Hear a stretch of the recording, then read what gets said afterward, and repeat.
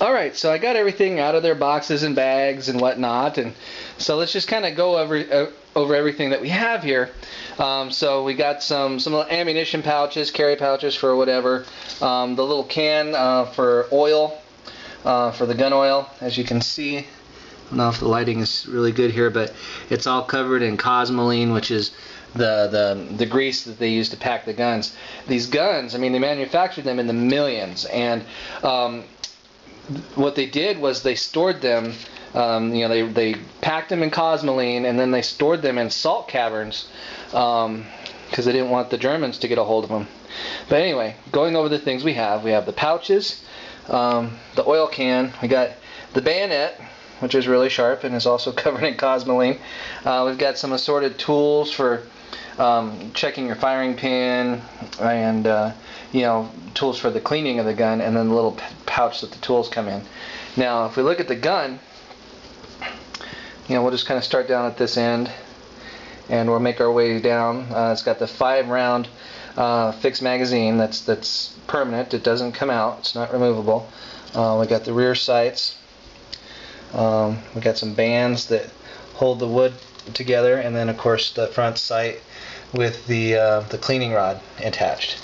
In addition, it came with this sling and this ammunition. Now this Mosin Nagant 9130 takes 7.62 by 54R, the R standing for Russian ammunition, which is surplus ammunition. This is corrosive ammunition.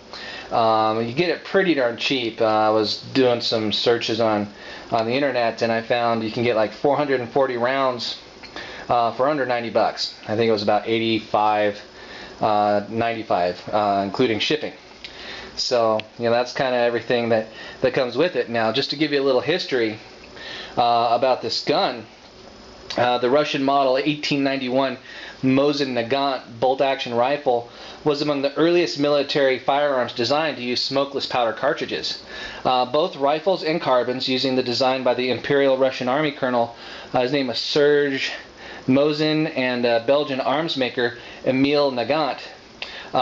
These guns have been manufactured in China, Finland, France, North Korea, Russia, Switzerland, and even in the United States. They contracted with Colt to manufacture some for the Russians. This particular gun that I've got has the rounded receiver.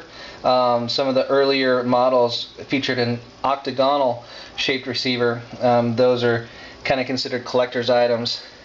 So if you do have one of those, make sure you take good care of it. The bolt for the Mosin, you can see, is a little different in that it sticks straight out, and when it opens up, let's see if I can get this to one-handed, not very easy.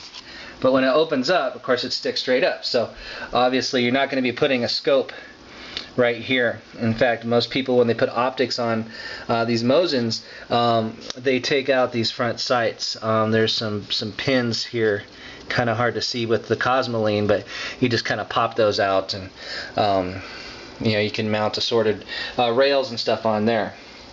So in a nutshell, that's what I picked up today. Now my goal, because and I am sorry about the lighting in here, but and the focus, hello, the bolt and the wood and just every bit of this is covered in cosmoline. So I picked up some triphosphate something or other that I'm going to use to degrease the gun. I'm going to take it apart into its individual components, and then I'm going to degrease the heck out of all the metal. And actually the wood, this cleaning solvent that I picked up is going to take the grease and the finish off of the wood, which is fine, because I'm going to sand it down a little bit. There's a couple of little dings here and there. Get those cleaned up, and then I'm going to refinish it. I picked up some polyurethane in more of a brown color. I don't know if you really see this. It's kind of a red color. So yeah.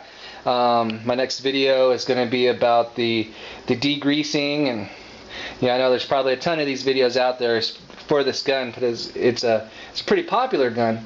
But you know, this is just my personal journey, and I want you guys to experience it. And this is great. You know, if you need, you know, just a basic, dependable rifle for hunting or defense, this is a really great gun because everything I've read and seen and people I've talked to about it say that it's an addicting gun to shoot. It's a lot of fun.